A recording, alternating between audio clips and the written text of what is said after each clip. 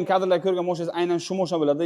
Nexia 2 ni legendaga aylantirgan mashina xuddi shuni o'zi bo'ladi. Ya'ni yerdagi samolyot laqabini olgan mashina bo'ladi. Bu mashinamiz xudo xolasa sotuvga, bu haqida to'liq ma'lumot beraman. Videoni oxirigacha kuzating. Samolyotimiz motor qismidan obzor boshlaymiz. Motori 1.7 ob'yom bilan jihozlangan. Undan tashqari turbina o'rnatilgan. J25 550 qo'yib e'tiboringlar sistemasi topli regulyatorlar bilan joylashgan. Undan tashqari bizgetlar ham original e'tiboringlar germaniyasiga o'rnatilgan. Hamda bloklar bilan o'rnatilgan. Ya'ni turbina to'liq o'rnatilgan. Bunaqa usin qilingandan keyin обязательно tormoz sistema o'ylash kerak. Ya'ni tormoz sistemasi полный epka qilingan. Aporilari sportivniy o'rnatilgan. Super disklari ko'rib turganlaringizdek sportivniy hamda diskani original bosilgan. Mashinamiz orqa qismida, ya'ni bagajidan propan jo'g'an hamda metanol spirtni bachoklari bor. Bachogimizga spirt quyilgandan keyin to'g'ri keladi. Farsungasini ko'rsataman sizlarga. E'tibor qilinglar, mana metanolni farsungasigacha. Ya'ni bunaqa ajrabujuq qilmagan realniy sportivniy mashina bo'ladi.